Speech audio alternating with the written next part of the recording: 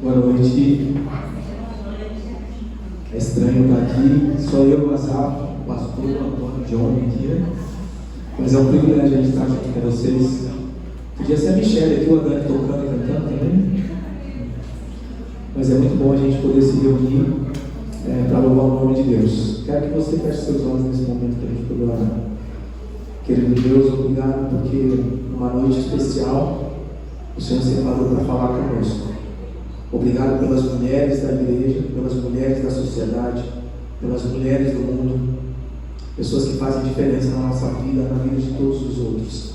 Obrigado por esse tempo aqui. Aceita o nosso louvor não porque somos perfeitos, mas porque nós entregamos com o coração aberto, para que o Senhor se alegre, que esse seja um elogio nosso, para que o Senhor se sinta feliz também na nossa presença. Obrigado por tudo, em nome de Jesus. Amém. Eu e a Dani separamos algumas músicas para a gente poder começar com vocês aqui. E eu sei que não é muito habitual a gente cantar assim, de forma tão intimista, mas eu vou pedir para que você abra o teu coração, não seja apenas a melodia, a letra. O Antônio vai colocar a letra aqui para a gente, mas peço que você, de maneira especial, abra o teu coração, para que o Espírito Santo de Deus possa falar com você. Eu vou iniciar a música porque alguém tem que começar, né? Mas eu vou deixar vocês cantarem. Eu e a Sara vamos tocar para que vocês louvem o nome do Senhor como irmãs em Cristo, tá bom? Combinado? Quem cantar mais forte também vai dar um iPhone. Vieste a terra.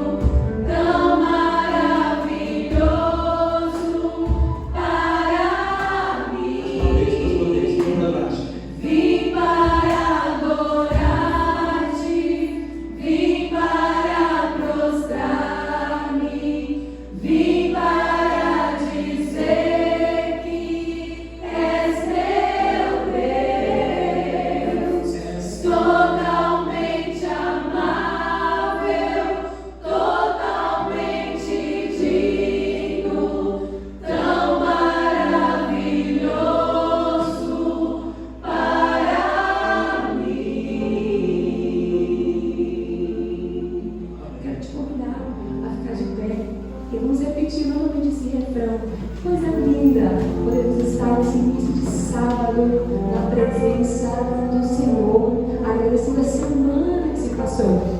Eu não sei as guerras que você teve essa semana, as batalhas, mas eu sei que você venceu porque você está aqui hoje. Amém? E você pode, com o seu coração, com gratidão para o Senhor, dizer a Ele: vim para adorar-te, vim para prostrar-me, vim para dizer-me, és meu Deus, totalmente amável, totalmente digno, és maravilhoso para mim. Eu vim para adorar-te, vim para prostrar-me, vim para dizer que és meu Deus, totalmente amável, totalmente digno, tão maravilhoso para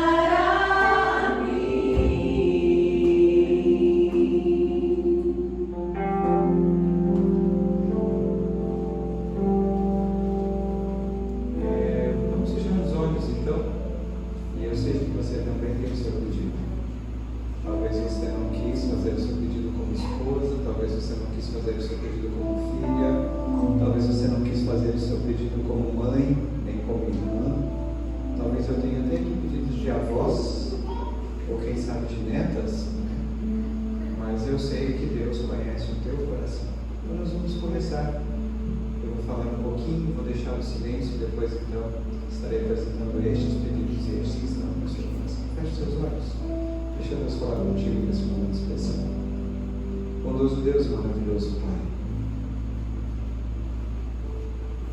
Que bom saber que o sábado já começou, ainda que a semana tenha trazido muitas lutas, desafios, provações, incertezas, inseguranças, quem sabe eu esteja orando com alguém aqui que durante a semana chorou, se angustiou. Quem sabe eu esteja orando com alguém que está passando por um momento tão íntimo, tão pesado, que não quis se manifestar para não demonstrar as suas emoções, mas o Senhor conhece a cada pedido, a cada necessidade aqui, Senhor. Neste momento, as tuas filhas vão falar contigo, Senhor. Atenda a voz, atenda o clamor destas que vieram aqui para te adorar, que vieram aqui para buscar de ti aquilo que o Senhor tem para elas. Como é bom, Senhor, saber que o Senhor conhece o nosso íntimo, o Senhor conhece a realidade da vida de cada um de nós. Eu quero de maneira especial colocar cada uma destas tuas filhas nas tuas mãos. Obrigado, porque sabemos que o Senhor já está cuidando, já está tratando de cada pedido, de cada momento de gratidão, de cada preocupação, de cada sonho que essas tuas filhas, ó Pai, apresentaram ao Senhor. Obrigado porque o Senhor já está tomando providência e não apenas atender, mas até surpreender estas tuas filhas, ó Deus. Eu gosto de imaginar que o mesmo Deus que se manifestou para o teu servo, dizendo: invoca-me e te responderei, anunciar-te-ei coisas grandes e ocultas, é o mesmo Deus que está agora atuando aqui conosco, está aqui trabalhando no nosso coração, está aqui reparando corações, curando feridas, transformando mentes, perdoando, capacitando, purificando. Obrigado pela tua ação poderosa, Senhor. No início dessa semana, ó Pai, que está por vir, será comemorado aqui entre os seres humanos o Dia Internacional da Mulher. E nós queremos comemorar hoje, Deus. Queremos entregar estas tuas filhas nas tuas mãos hoje e pedir para cada uma delas, ó Pai, um toque todo especial da sua parte. Um toque que transforma, um toque que alegra, um toque que liberta, um toque que conduz, um toque que sara, que cura. Um tuas filhas nas tuas mãos, ó Pai. Dê a elas uma bênção muito especial. Alegra o coração delas, ó Pai, com a tua presença. Transforma o viver delas, ó Pai, para que quem quer que seja que entre em contato com elas possa ter a certeza de que tiveram um contato com alguém que vive na tua presença, que recebe do teu poder, que se alimenta da tua palavra, que vive à luz dos teus conselhos. Toca, Senhor, em cada família, em cada lar aqui representado, mas derrama uma bênção toda especial em cada uma destas tuas filhas. Eu rogo a tua bênção, Pai, confiar. Por isso eu oro no nome de Jesus. Amém. Deus abençoe vocês.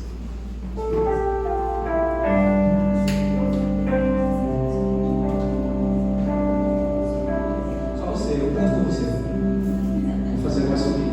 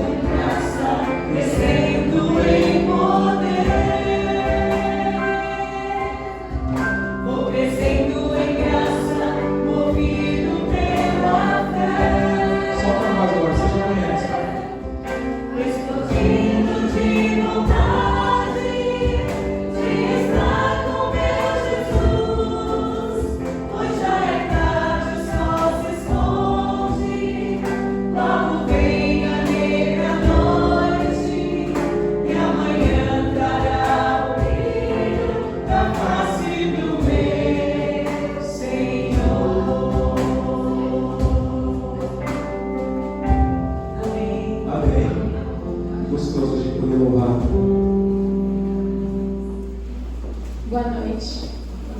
Tá bonito ver assim, cheio de gente.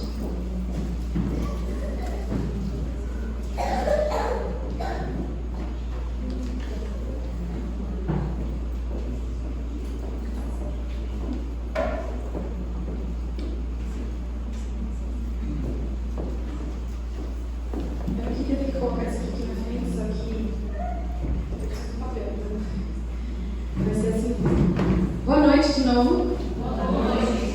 Eu espero que vocês tenham tido uma semana gostosa. Mas mesmo quem não teve uma semana gostosa, agora é final de semana, é sábado, então a gente está muito bem, muito melhor do que a gente estava antes, com certeza. Quando a Dani passou pra gente o tema desse culto, eu confesso que eu fiquei pensando em algumas coisas, porque muitas ideias vieram na minha cabeça. Só que quando eu li o roteiro, dessa mensagem, eu fiquei bem impressionada, porque era uma visão que eu nunca tinha tido dessa história. Então a gente já vai começar com a história, para depois falar um pouquinho sobre essa visão. E a história está em Marcos 12, 41 a 44. Então quem trouxe a Bíblia pode abrir.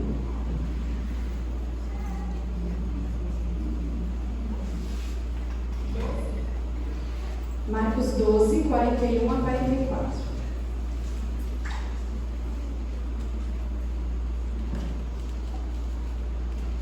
Eu sempre tenho um probleminha com esse púlpito, porque minha Bíblia é gigante. E toda vez eu falo isso, mas não se incomodem se vocês me verem mexendo muito aqui.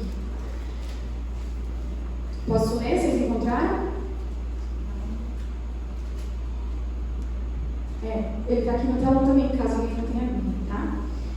Sentado diante da caixa de ofertas, Jesus observava como o povo lançava ali o dinheiro. Ora, muitos ricos depositavam grandes quantias. Vindo, porém, uma viúva pobre, lançou 2 pequenas moedas correspondentes a 1 quadrante. E chamando seus discípulos, Jesus disse: em verdade lhes digo que essa viúva pobre lançou na caixa de ofertas mais do que todos os ofertantes, porque todos eles deram daquilo que lhes sobrava.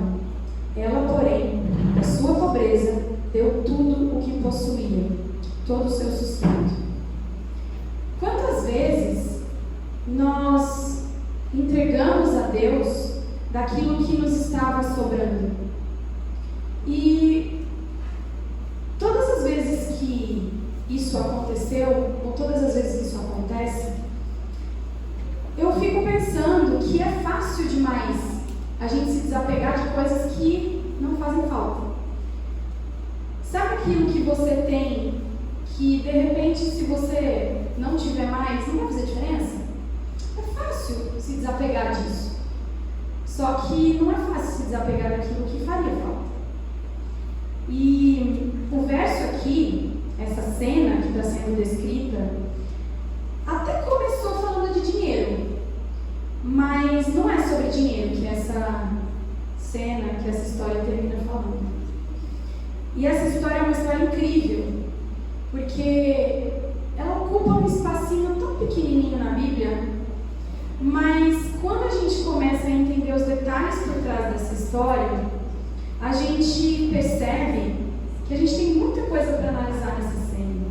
E uma das coisas que mais me chamou a atenção de toda essa história é a descrição que Ellen White dá no livro Desejado de Todas as Nações. E é uma descrição maravilhosa, falando sobre o olhar de Jesus e a perspectiva dele diante daquela mulher. E eu quero ler para vocês essa descrição. Ela diz assim: no momento, sua fisionomia iluminou-se ao ver uma pobre viúva aproximar-se hesitante, como receosa de ser observada. Espreitando o ensejo, deitou apressadamente as suas 2 moedinhas e virou-se para se afastar ligeiro. Ao fazê-lo, porém, encontrou o olhar de Jesus cravado nele. Eu sei que a maioria de vocês aqui talvez não saiba, mas eu sou escritora. E a minha cabeça de escritora, quando leu essa cena descrita aqui, viajou. Eu imaginei a cena de uma forma que eu nunca tinha imaginado antes. Porque se a gente prestar atenção no que está escrito ali, a gente vai entender que aconteceu exatamente o que Ellen White escreveu. E ela diz que Jesus estava com o rosto iluminado quando ele viu aquela mulher entregando aquela oferta. E aí eu comecei a pensar, você já imaginou o que você é capaz de fazer para iluminar o rosto de Cristo? É uma pergunta difícil, talvez, né? Porque às vezes a gente pensa, mas a gente é tão pequena.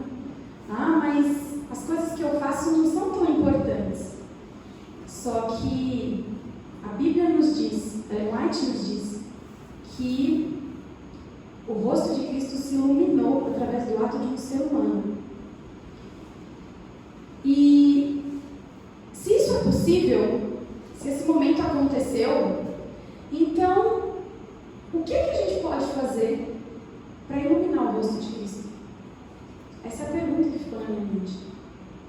A Bíblia nos conta uma história muito conhecida, que eu acho que todos aqui vão saber de quem que é, que fala sobre uma situação em que um ser humano teve o seu rosto iluminado por estar na presença de Cristo. Quem era ele? Moisés. No Monte Sinai, Moisés esteve na presença de Cristo e ele, como um ser humano cansado, teve o seu rosto brilhante.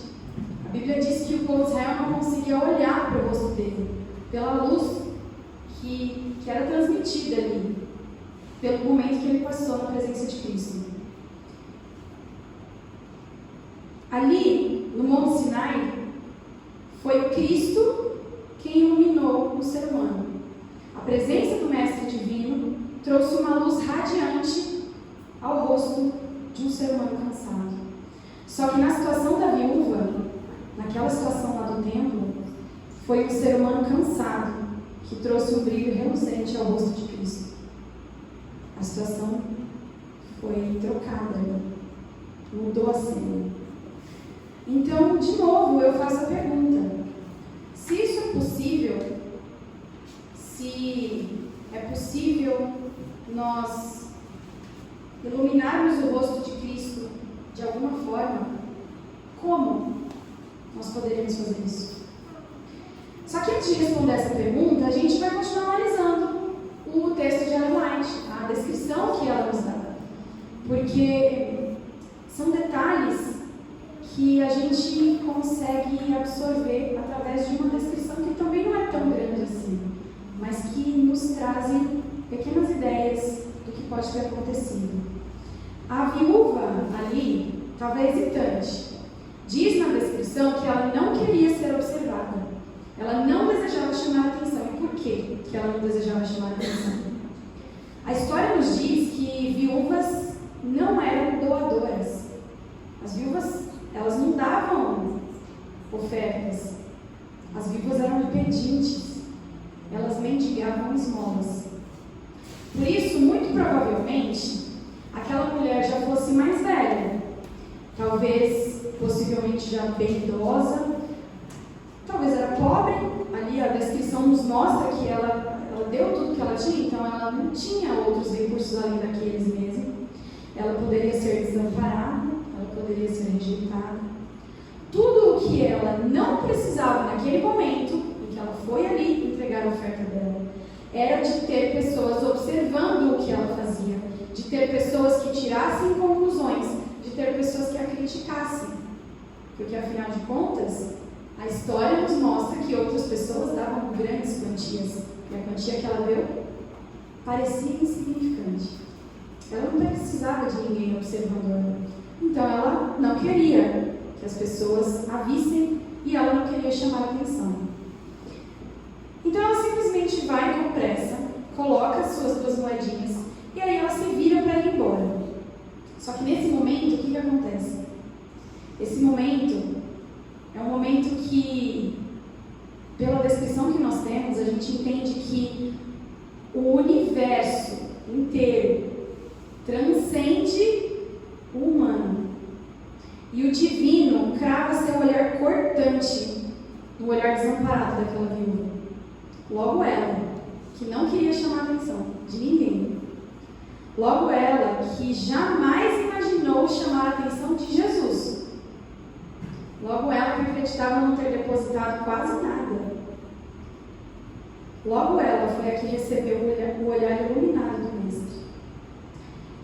Quando a gente fala de olhar, existem inúmeras mensagens, inúmeros sermões, inúmeros textos que falam sobre o olhar na Bíblia, que falam sobre o olhar de Jesus para Pedro depois do galo cantar.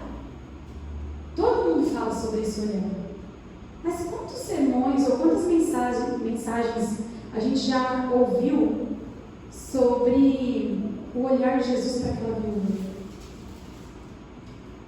Diante da cena, a gente entende que a gente volta à pergunta inicial. O que foi que aconteceu ali de tão extraordinário que foi capaz de chamar a atenção de Cristo, de fazer o rosto de Cristo se iluminar, e naquele momento ele chamou os discípulos e ainda falou para os discípulos que o que estava acontecendo ali deveria ser exaltado diante de todo mundo. O que é que aconteceu ali de extraordinário? Não tinha a ver com dinheiro. Essa é a parte que a gente entende que não tinha a ver com as duas moedinhas. Tinha a ver com entrega. Porque aquela mulher, ela não deu seus recursos, ela deu a sua vida. Ela deu o sustento que ela tinha, como diz a Bíblia. Ela deu o seu coração. Quando ela depositou ali aquelas duas moedas, Jesus foi capaz de penetrar no íntimo daquele coração e encontrar nele a mais genuína das motivações. Ela havia colocado o seu coração à disposição do divino. E tudo o que ela tentou fazer para passar despercebida caiu por terra. No momento em que o Rei do Universo, que estava ali, cruzou o seu olhar com o dela. Entregar o coração a alguma coisa implica em algumas situações inevitáveis e em algumas atitudes que são concretas.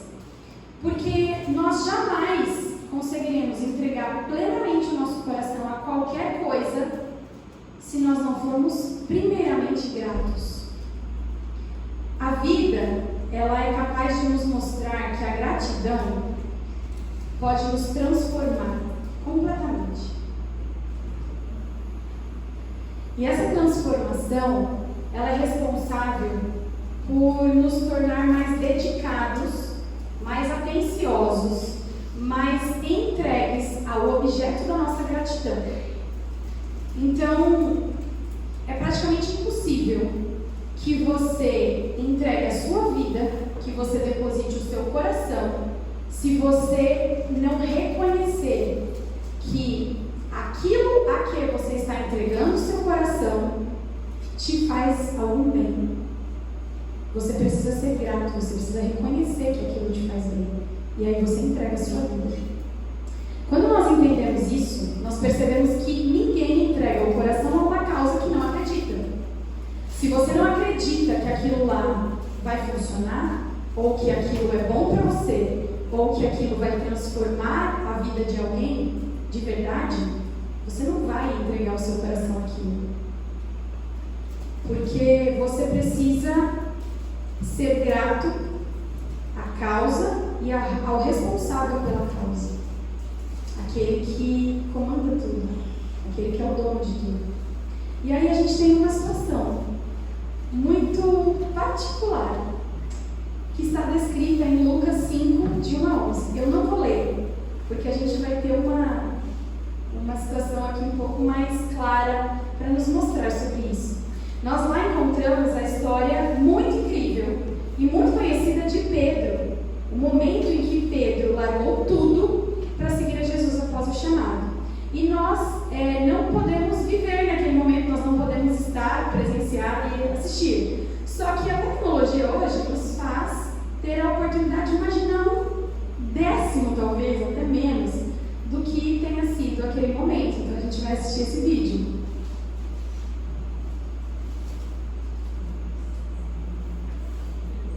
Quero que jogue essa lista embaixo.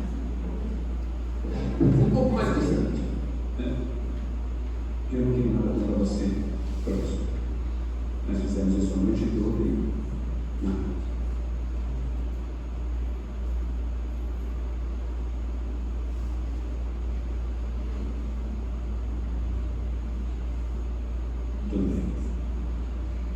me pediu.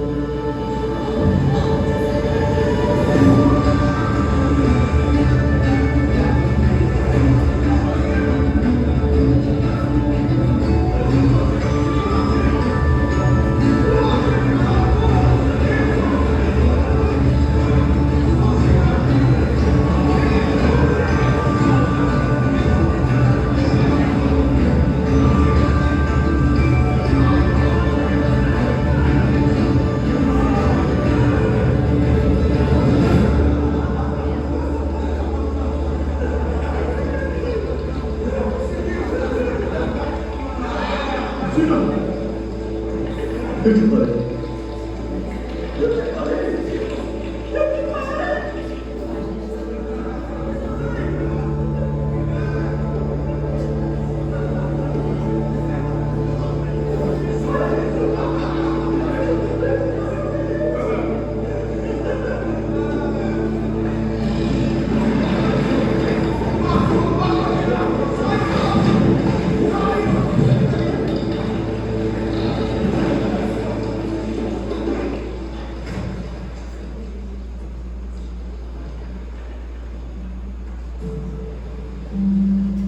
Meu irmão, Rio Batista,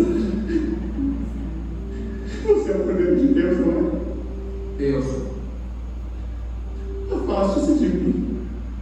Eu sou um homem pecador. Você não sabe quem eu sou, as coisas que eu fiz. Não tenha medo, Senhor. Eu sinto muito. Nós esperamos tanto por você, nós acreditávamos, mas a minha fé, eu sinto muito. Levante a cabeça, pescador.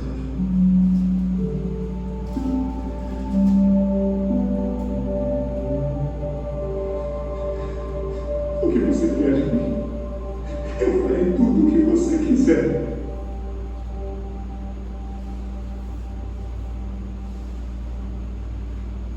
Siga-me.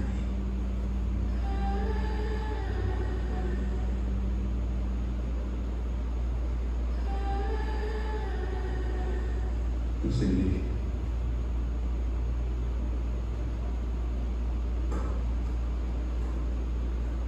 Mestre,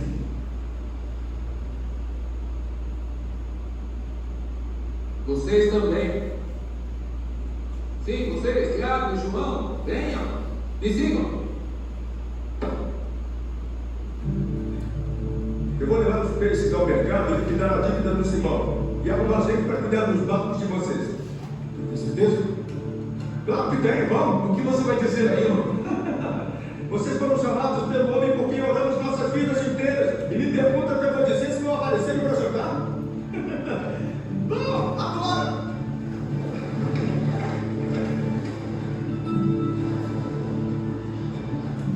Então, você tem certeza de que não quer fazer isso mais algumas vezes? Agora nós somos uma equipe em embora. Mas, irmão, é brincadeira. Deixe, isso não são nada. Você tem coisas muito maiores pela frente, Simão, filho de Jonas. Você entendeu a parábola que eu contei mais cedo? De agora em diante, eu os farei pescadores de homens. E vocês devem juntar o maior número possível de todos os tipos. Eu separarei todos de nós.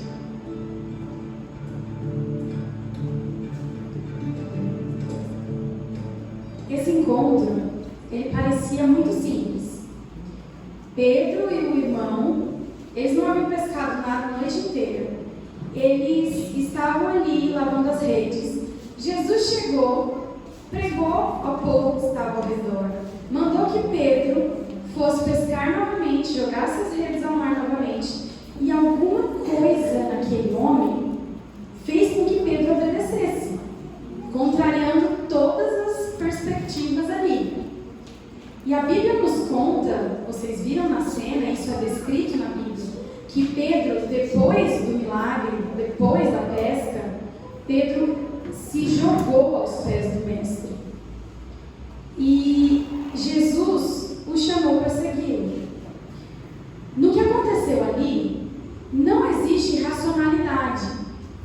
Porque quando a gente analisa, Pedro precisava de dinheiro, ele era um pescador, ele não era rico. E o que aconteceu no milagre fez com que ele recebesse tudo aquilo que ele precisava. Ele precisava de dinheiro e ele ia conseguir dinheiro através daquela quantidade enorme de peixes que Jesus deu para ele. Então não era racional. Só que um coração que transborda gratidão não faz o que é racional. Ele havia ganhado ali, naquela pesca, todo o seu sustento, provavelmente a solução de todos os seus problemas financeiros. Mas nesse momento, a gratidão transbordou no coração dele. E aí, nesse momento, o que é que a gente faz? Ele deixou tudo e ele seguiu Jesus.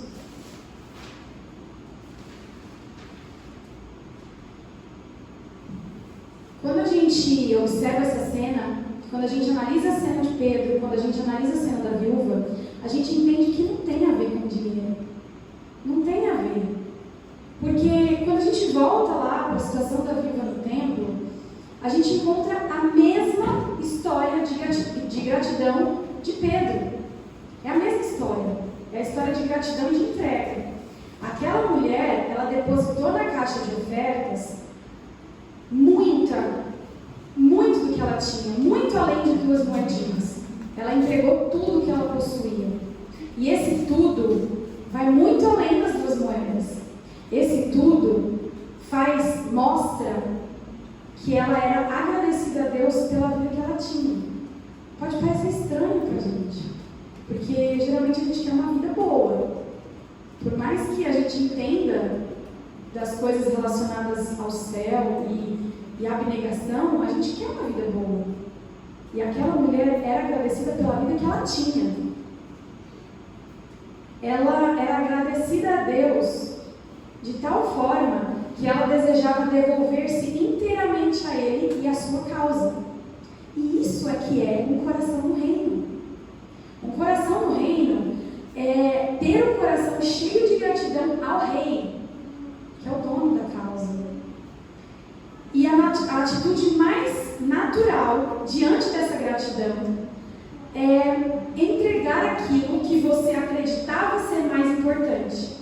Então, quando você tem tudo aquilo que você sempre quis, quando você recebe tudo aquilo que você tem certeza que era o que você mais precisava, o seu coração transborda gratidão. E o que você faz? Você entrega tudo. Você fala, isso não é o mais importante. E essa entrega total, nos ensina algumas lições. São 4 lições que vão encerrar essa mensagem de hoje. A primeira delas, para mim, é a mais difícil. E eu acho que não é só para mim, talvez seja para vocês também. Só que ela é muito necessária. Depositar o nosso coração na causa de Deus nos ensina a jamais dar desculpas. Isso é muito complicado. Mas é isso que a gente aprende. A jamais dar desculpas quando se trata de fazer sacrifícios. Porque sacrifício nunca será uma palavra adequada para quem reconhece o tamanho da sua dívida com Deus. Nosso aparente anseio pela volta de Cristo é contrastado pela visível omissão com a pregação do Evangelho. Ou nós estamos dispostos a sacrifícios, a fazer sacrifícios pela evangelização, ou nós é que precisamos ser evangelizados? Quando eu li isso, eu achei muito forte, muito. Porque às vezes eu ficava pensando, e essa semana foi uma semana que aconteceu muito isso. De eu ter tanta coisa para fazer, tanta coisa no trabalho, de acordar às 5:30 da manhã e dormir 11 horas, meia-noite, sem parar nem um minuto do dia. Sabe aquilo que se você deixar o carro morrer, você vai se atrasar para o próximo compromisso? É mais ou menos isso. E aí eu ficava pensando, meu Deus, eu tenho tanta coisa para fazer.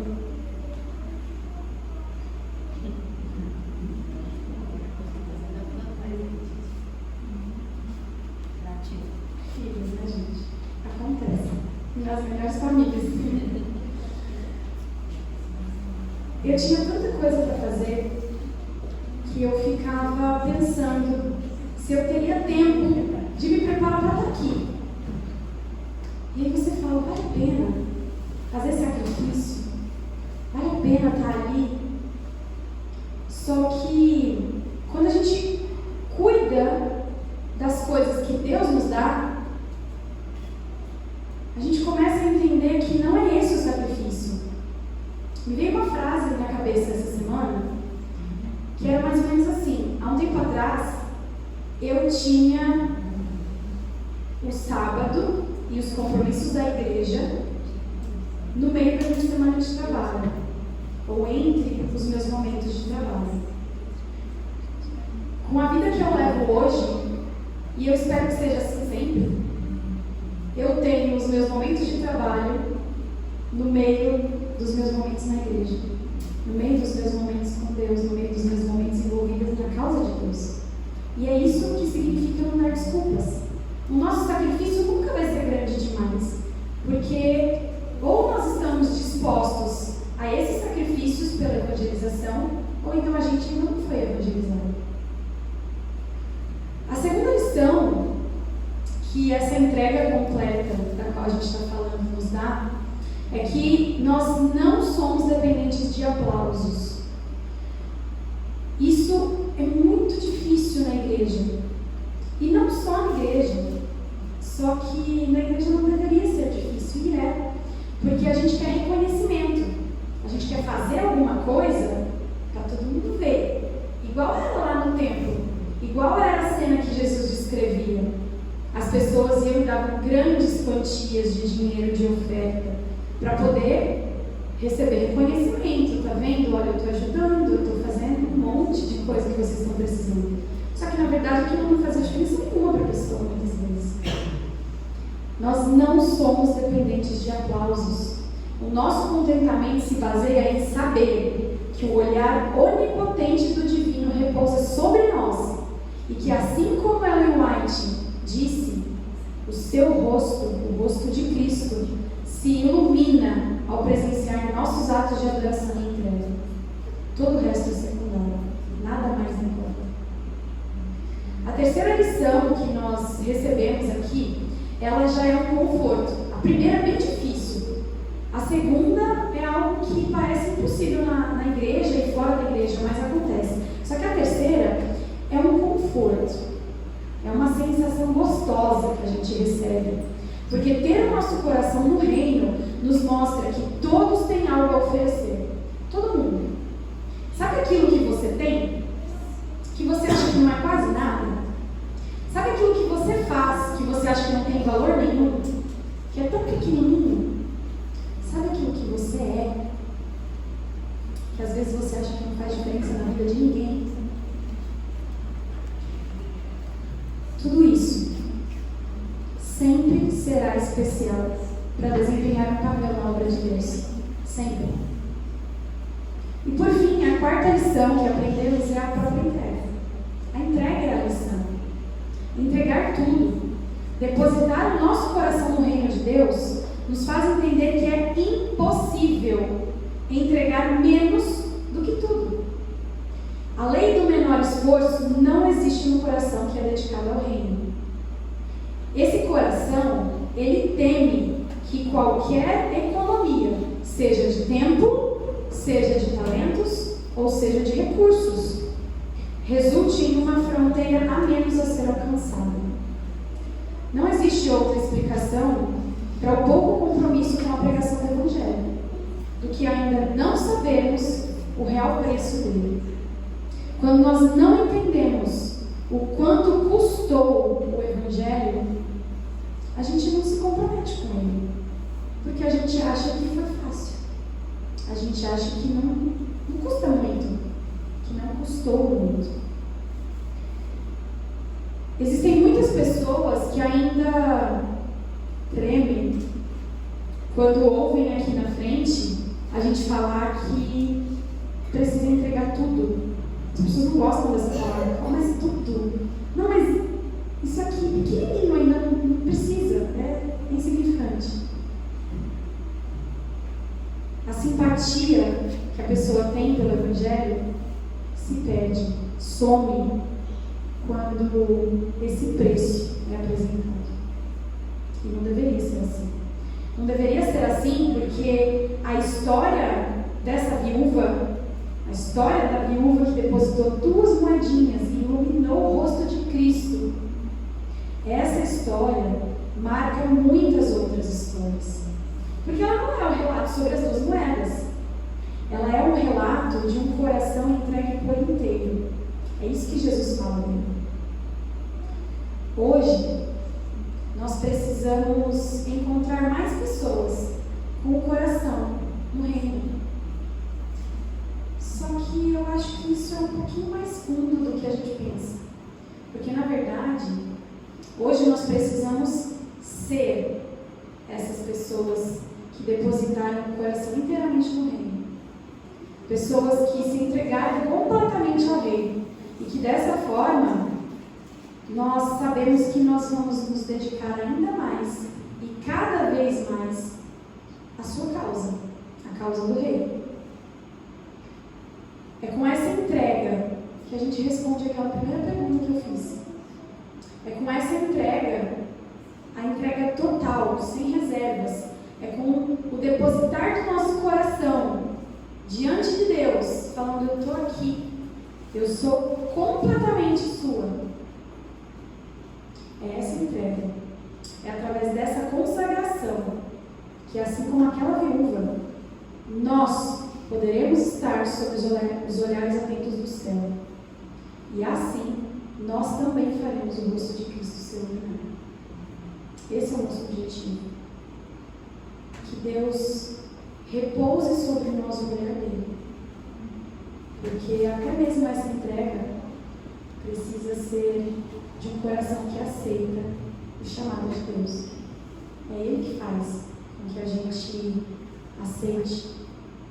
É quando Ele deposita o olhar dele sobre nós, assim como aconteceu com Pedro, assim como aconteceu com essa mulher, que a gente entende e que a gente sente e que a gente fala: eu não tenho como seguir outra coisa, outra pessoa, outra causa. Eu não tenho como colocar meu coração dentro do reino.